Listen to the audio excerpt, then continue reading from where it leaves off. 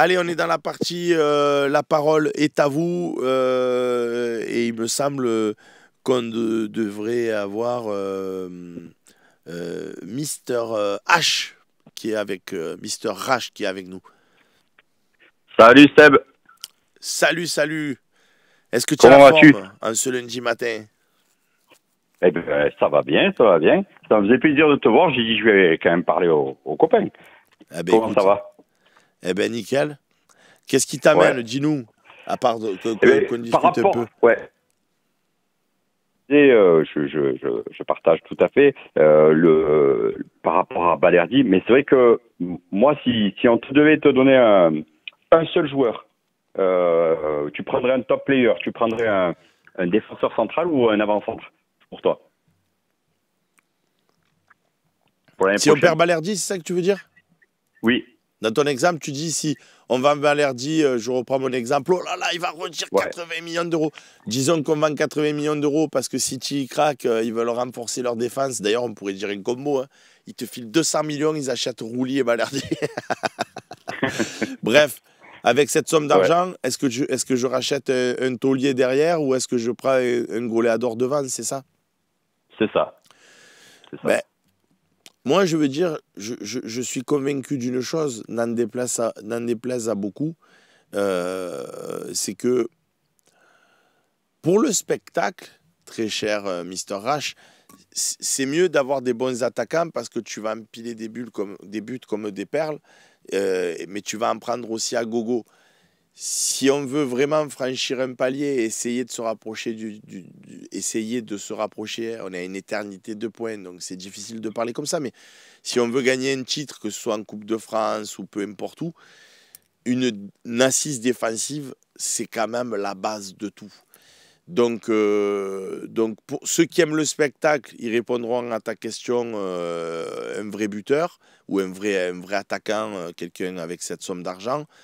Moi, je préférerais acheter des défenseurs pour avoir une vraie assise défensive parce que je pense que c'est impossible dans le football moderne d'arriver à choper un titre si tu n'es pas béton derrière.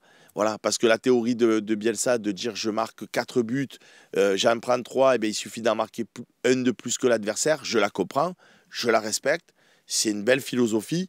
En vérité, ça n'arrive jamais. C'est plus facile de mettre en place la philosophie de Didier Deschamps, de dire je reste 0-0 tout un match, je marque un but à la fin, je gagne 1-0 en passant par la petite fenêtre, la petite porte, plutôt que de gagner 4-3. Voilà, donc je pense que je préférerais avoir une super défense avec ce budget-là. Et parce que je pense que tu as toujours les capacités avec les Greenwood, les Guiri, les Rabiot et consorts d'arriver à marquer un ou deux buts. Et d'ailleurs, si tu regardes le total de buts qu'on a marqué cette année, Mister H, il est quand même très important. C'est un des plus gros totals de l'histoire de l'Olympique de Marseille. Donc, pourquoi on n'est pas plus près de Paris et pourquoi on est toujours second, mais avec Nice et Monaco qui sont juste là à l'affût? Et parce qu'on en a pris trop de buts. Donc, notre problème cette année, c'est pas de ne pas en avoir marqué assez, mais de trop encaisser. Donc, par rapport à toutes ces raisons, je prendrais la défense. Et toi, tu ferais quoi? Exactement, bah, c'est ce que tu vois, c'était ma réflexion aussi, parce que bah, c'est très simple. Tu as l'exemple l'année dernière avec Aubameyang qui a mis 30 buts et on est huitième. Là, cette année, bah, on n'a pas de buteur à 30 buts, mais pourtant on est second parce que même si on a défensivement, on a des soucis, mais là on a un gardien quoi. L'année dernière, on avait Paul Lopez qui très gentil, mais les buts, il en a pris beaucoup, quoi. Donc je pense que le gardien, on a solutionné. Moi, pour moi, j'aurais voilà, un top défenseur pour pouvoir jouer la Champions League. Eh bien, écoute, on a Donc voilà, on a exactement la même vision. la même vision du truc. Après, c'est une vision très pragmatique, hein, Tout à mais fait. qui me semble être réaliste, quoi. Parce que voilà, c'est comme ça qu'on franchira des caps. Et alors que, comme tu le soulignes, Mister H, en plus, on a un roulis dans les cages qui nous a fait énormément de parades. Et malgré ce, on a quand même pris beaucoup de buts cette saison. Donc ouais, il va falloir un peu rendre hermétique cette défense de l'Olympique de Marseille l'an prochain. Ouais. Mais je pense qu'après, c'est le jeu de deux herbiers. Si tu regardes les différents championnats où il a été, des pions, ils en ont pris parce que, en fait, tu es à chaque fois les attaques, c'est du tête-à-tête. Donc, si ton défenseur se fait passer, c'est mort, c'est terminé. Et c'est ça le problème après. Et c'est aussi ce qu'on aime, c'est du football spectaculaire et ça reste efficace. Comme je sais que tu es un pragmatique là-dessus, je pense que tu t'éclates quand même. Il y a quelques matchs où on se fait chier, mais la plupart du temps, quand même, c'est des beaux matchs. Non, moi je suis content de ce que je vois cette année. La seule chose que je reproche, en tout cas au stade, parce qu'à l'extérieur en général ça va, mais au stade de temps en temps, si tu veux, ça manque de verticalité. C'est-à-dire que tu es là, tu fais tes Ouais. passes latérales derrière la Balerdi, Kondogbia, Kondogbia, Balerdi ou Balerdi, Murillo. Bon, bref, voilà, le ballon il circule derrière. Et puis d'un coup, Balerdi se tourne. Et tu vois que par exemple, il y a Enrique sur le côté droit qui est tout seul, ou Tchamerlen, ou Dedic, ou Garcia, ou qui tu veux sur le côté gauche. Et toi, tu es au stade, tu le vois aussi, tu le vois aussi. Donc, comme Max il dit Bien souvent, sûr. que tu fasses pas une passe claquée dans le cœur du jeu, parce que tu te dis, putain, si le ballon il est intercepté, il y a un contre-meurtrier qui se profile, je comprends. Mais une passe latérale, tu vois, une passe en profondeur, même si elle est aérienne, tu vois, pour éviter de la faire intercepter, il faut quand même envoyer des gens sur le front de l'attaque. Nous, notre construction, là, à toi, à moi, là, un peu à la Sampaoli, quoi. J'aime bien en plus, parce que de temps en temps, ça fait des jolies actions. Mais moi, j'aime la diversité. J'aime quand tu n'es pas prévisible. J'aime quand, de coup, là, paf, ça part dans le dos des défenseurs. Il y a des appels, bam, tu balances Enrique. Moi, Ben, c'est ça que je veux. le but contre Nantes, le but de Rongier, c'est exactement ça. Et Rongier le dit à la fin du Ben match, oui. il dit que il a vu qu'il y avait une brèche et que c'est pas du tout dans les consignes du coach qu'il est allé, qu'il s'est enfilé dans la brèche et voilà, ça a fonctionné. Mais des buts comme ça, t'en as un dans la saison. Exactement. Mais écoute, Donc voilà. c'est- Ben, en tout cas, c'est- merci Seb et puis ben, merci à à toi très d'avoir bientôt appelé. et salut à tous les copains. À très vite. Tu appelles quand tu veux. À Tu es très... ici chez toi. Ouais. Euh, Nicolas BXLGTT nous dit si Greenwood retrouve son niveau avec Guiri, ça peut faire pas mal de buts. Alors une bonne assise défensive bien solide, ça peut se faire mouche. Oui, après de toute façon, si on fait la Champions, les copains l'année prochaine, il faudra que qu'on ait vraiment aussi un banc pour pouvoir gérer l'ensemble des compétitions parce que le Gouiri, le Greenwood, il pourra pas faire toute la saison. Mon ami Loïc, comme je te le dis souvent, mon ami, est-ce que tu peux juste me dire pour l'instant on n'a plus personne, on a quelqu'un en attente. Si tu me donnes pas d'informations, je peux pas savoir. Ah d'accord. C'est parce qu'il est au téléphone avec Jeannot et qui peut pas être au four et au moulin, ce que je comprends parfaitement. Normal qu'il fasse des passes, qu'il fasse pas ses passes en profondeur encore. Quand on construit, il faut d'abord que les joueurs apprennent à se trouver, à échanger ensemble, nous dit Titoine Leader sur YouTube. Non mais attends, excuse-moi, c'est pas parce que tu as une équipe qui se connaît, c'est pas parce que tu as une équipe qui est en construction. Déjà là, on est à quelques rencontres de la fin du championnat, donc comment te dire, ça va, il y a un peu de vécu quand même. Et je te parle d'une pauvre passe latérale, certes vers l'avant, mais sur un côté.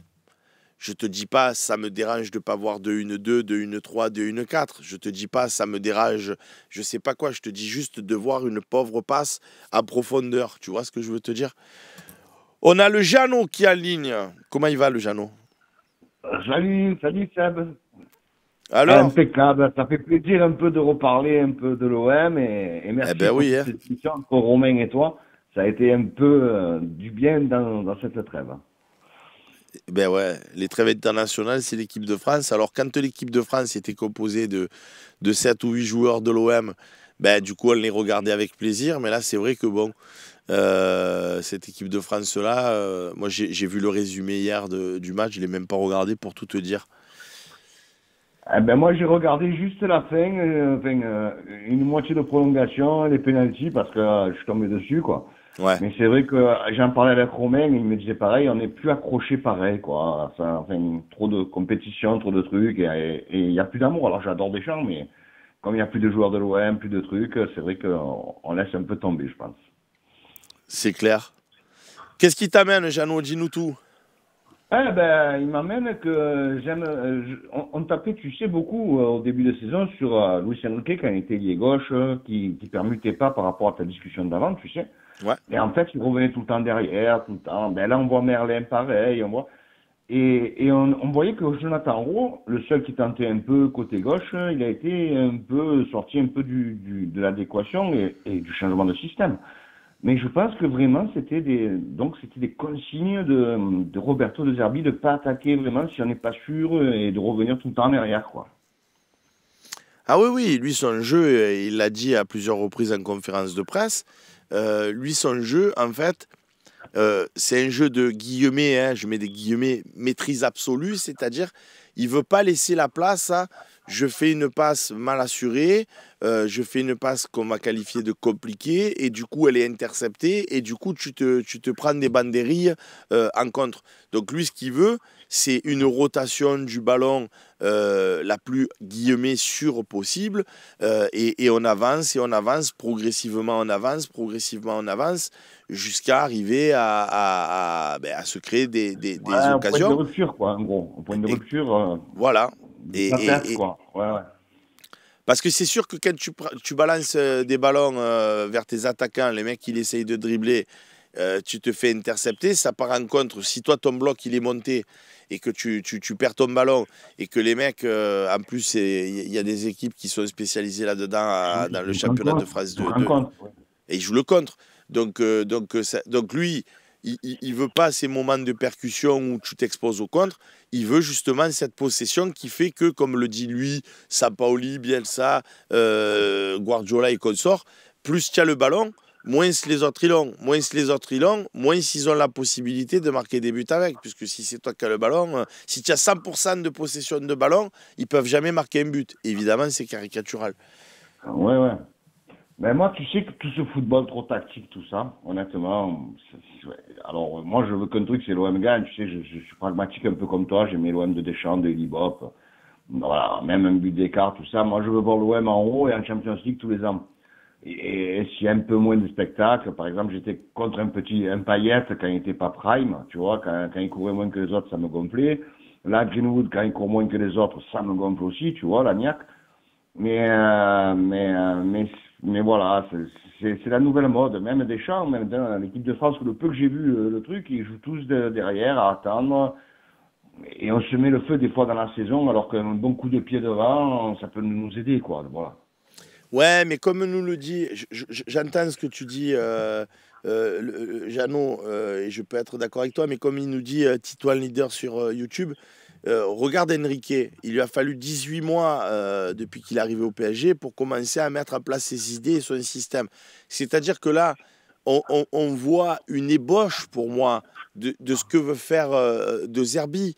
Mais l'année dernière, quand tu regardais Paris jouer, même en fin de saison, c'était pas. Alors que là, ça y est, le Enrique, il a eu les joueurs clés qui lui manquaient l'année dernière dans son effectif pour mettre véritablement en place son système. Donc, je doute pas, Jeannot, que l'OM de la saison prochaine, si on a la chance et si on a la compétence, plus que la chance d'être en Champions League, c'est-à-dire qu'on aura bien géré les 8 derniers matchs qui nous restent à traiter, à ce moment-là, De Zerbi va me dire, bon, il me faut vraiment quelqu'un sur le côté gauche ou sur le côté droit. Il va vraiment me falloir quelqu'un là, quelqu'un là. Donc, il va faire ses courses au Papa Noël. Et à la fin, les joueurs auront un an de plus d'assimilation de sa méthode. Et je pense que l'année prochaine, on peut voir quelque chose qui sera beaucoup plus cohérent, beaucoup plus efficace que là, on est encore dans une phase, pas de rodage, parce qu'encore, comme je le disais tout à l'heure, ça fait un moment qu'ils jouent ensemble, mais voilà, comme nous l'a dit le copain sur YouTube, on le voit avec le PSG d'Enrique, il faut quand même du temps pour que ça se mette vraiment en place. Tu vois ce que je veux te dire? Ah, tout à fait d'accord avec toi. Après, je pense qu'on a eu des joueurs par rapport à cette année à De Zerbi, à Benassia qui travaille très bien, et Longoria quand même, moi j'adore, qui travaille très très bien. Par contre, par exemple, moi, mon coach préféré, c'était oh purée, je l'ai oublié, le président de Porto, là, voilà, c'était celui qui nous a mis en deuxième pendant le Covid. Je sais pas si tu te Ouais, rappelles, c'était le Portugais ouais, qui avait vraiment, lui, une Villas-Boas. équipe de merde. mais qui était arrivé à nous faire, tu vois. Même si je pense que heureusement que le championnat a été arrêté. Mais après, ce que j'aime le plus dans ce projet quand même, c'est qu'avec De Zerbi, mais j'adore De Zerbi, hein, parce que moi, l'entraîneur qui gagne, il a raison. C'est qu'on va peut-être penser sur la continuité et on va peut-être essayer, tu vois. Moi, j'aimerais garder Rouli, Balerdi, Holberg, Rabiot. J'ai plus de doutes sur un Greenwood, tu vois, parce que moi, j'ai un jeu un peu, enfin, j'ai un aspect mental, un autre truc, tu vois. Mais même si c'est un génie, si on peut faire un tremplin et faire une plus-value sur Greenwood, ça me dérangerait pas. Voilà, en gros, tu vois. Mais, mais après, j'espère que vraiment on va arriver à faire un projet de 2 ans au moins de 2 ans, et qu'on puisse avoir de la continuité, quoi. C'est clair. Ben écoute, merci beaucoup Merci à toi, de merci nous avoir pour tout appelés, ce côté. Jeannot. Et n'hésite pas aussi, je dis, ben, Marine et Loïc qui nous reçoivent super bien tout le temps. Et déjà, toi, c'est génial quand tu y es, mais c'est vrai que Loïc, j'adore aussi au talk, hein, franchement, hein. Quand il nous fait un petit talk, franchement, il a des idées, il est vraiment très bien. Et Mais ouais, mais merci pour tout, boss, hein. Merci pour tout, mais il ne peut pas tout faire. Je sais qu'il ne peut pas tout faire. et ouais, c'est Loïc qui nous assure la réalisation des émissions, donc c'est vrai que il est souvent plus derrière, mais je suis d'accord avec toi. Il peut être tout à fait devant aussi, donc ça s'appelle la polyvalence. Les amis, merci beaucoup Jeannot d'avoir appelé. C'est la fin de cette émission. Je reste encore quelques minutes pour le fameux temps additionnel pour les copains qui sont abonnés, les remercier pour leur soutien. Les autres, je vous embrasse et je vous dis à ce soir pour le talk show du Fosséen.fr. Bye bye.